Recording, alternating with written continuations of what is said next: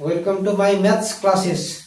आज हम लोग क्लास 10th के समानांतर श्रेणी के बारे में कुछ इंपॉर्टेंट चीज लाए हैं। देखिए इस क्वेश्चन, उस एपी के प्रथम 51 पदों का योग ज्ञात करें। यानी समानांतर श्रेणी का 51 पदों का हमें योग निकालना है, जिसके दूसरे और तीसरे पद क्रमशः 14 तथा 18 दिया है। सबसे पहले दोस्त आप लोग देखिए, क्वेश्चन को समझने का प्रयास कीजिए। भाषा वाला, लैंग्वेज वाला क्वेश्चन जब तक आप समझ नहीं पाइएगा तो आप क्वेश्चन में अड़बड़ा जाइएगा। इसीलिए सबसे पहले समझिए क्या निकालने हमको कह रहा है। उस एपी के प्रथम 51 पदों का योग ज्ञात करें। हमको S51 निकालना है। एक से लेकर S मतलब 51 को जोड़ने से, मतलब 51 को पद जोड़ने से कितना होगा? प्रथम 51 पद, जिसके दूसरे यानी A2 बराबर दिया है 14 और तीसरे पद यानी A3 बराबर दिया 18। तो कैसे हम लोग शुरुआत करेंगे क्वेश्चन को बनाने? देखिए यानी क्या दिया है क्वेश्चन में, A2 दूसरे पद A2 बराबर कितना दिया है? 14। तो A2 बराबर फॉर्मूला क्या होता है? A2 इक्वल टू होता है, देखो ऐसे हम लोग भी बना सकते हैं, A plus D. A plus D हमको आया कहां से? ये बोला आप विस्तार से समझने के लिए देखिए A प्लस डी कहां से आया। मान ले an equal to A plus n minus 1 into D. A के जगह हम कितना, n की जगह कितना लिखेंगे? 2 लिखेंगे, यानी 2 A प्लस n के जगह 2, 2 माइनस 1 इंटू डी।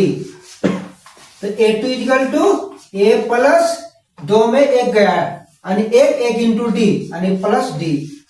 लेकिन इतना आपको बनाने के टाइम इतना लिखने का जरूरत नहीं, आपको केवल समझाने के लिए इतना हम आपको बता दिए। इसको बनाने के टाइम इतना लिखने का जरूरत, समझाने के लिए लिख दिए। देखिए A2 equal to A plus D, और A2 दूसरे पद कितना दिया है? दूसरे पद 14 दिया है। तो इसके यहाँ लिखिए 14 equal to A plus D. इसको फर्स्ट समीकरण मान लीजिए इक्वेशन 1। और तीसरे पद यानी A3, तो A3 इक्वल टू क्या होगा? तथा लिखिए, तथा A3 equal to A plus 2D, यानी यहाँ जितना है उससे एक कम इसमें होगा। यहाँ 3 है तो यहाँ A प्लस 2D। तो A3 तीसरा पद कितना दिया? 18 equal to A plus 2D। ये वाला सेकेंड इक्वेशन, समीकरण 2।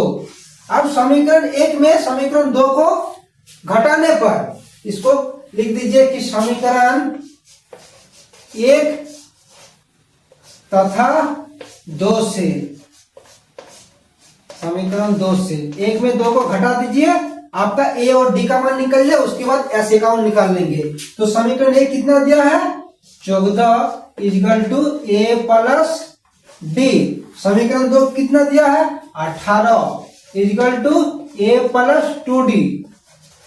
जब भी हम दो इक्वेशन को घटाएंगे तो उसका क्या हो जाता है? साइन चेंज हो जाता है। या कुछ नहीं आने प्लस है, प्लस को घेर दीजिए, नीचे में माइनस लगा तो इसका उल्टा। इसमें भी कुछ नहीं आने प्लस है, वो प्लस लगा तो इसको घेर दीजिए, यानी इसका कोई मतलब नहीं हुआ। अब नीचे उसका विलोम हो जाएगा, उल्टा हो जाएगा, प्लस का माइनस। इसमें भी प्लस है, प्लस का उल्टा माइनस। अब देखिए ऊपर में A प्लस में है, अब A माइनस में है, प्लस माइनस कट गया। 14 प्लस में है, 18 क्या है? माइनस में, यानी घट जाएगा। 18 में 14 गया 4, और बड़ा संख्या पहले माइनस है तो माइनस 4 इक्वल टू डी। एगो है, इसमें माइनस 2 को डी है, यानी 2 को में एगो डी घट गया, एगो डी बचा। बड़ा संख्या पहले minus, minus minus minus cut गया, यानी डी बराबर कितना हुआ? 4। डी बराबर 4। अब ई मान, डी का मान हम लोग समीकरण 1 में रखेंगे चाहे 2 में रखेंगे, किसी में रख के हम लोग A का मान निकाल लेंगे। उसके बाद 51 पदों का जो निकाल लेंगे। हम लोग समीकरण 1 को 1 से लिख दीजिए। समीकरण 1 में डी का मान रखने पर समीकरण 1 हम लोग का क्या है? 14 equal to A plus D. 14 equal to A plus D बराबर कितना था? 4। अब 4 को इधर ले आएंगे, 14 माइनस 4 इक्वल टू A।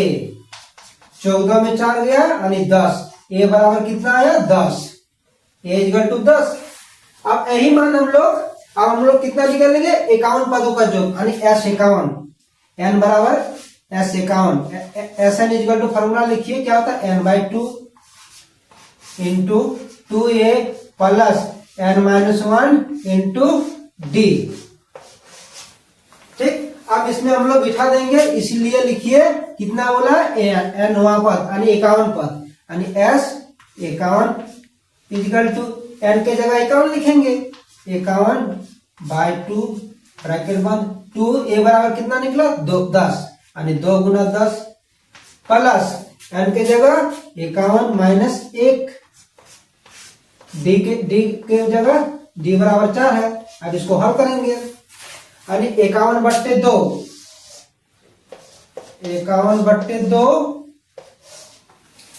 2 गुने 10 10 दुगुने 20 प्लस 51 में 1 गया 50 गुना 4 यानी 51/2 गुना 20, इसको गुना कर देंगे 50 गुना 4 यानी 5 गुना 4 5 चौका 20 1 0 200 51/2 इंटू इसको जोड़ देंगे कितना आ जाएगा 220 200 जोड़ 20 220 2 से इसको काट देंगे 2 के 2 2 के 2 1 0 यानी 51 गुना 110।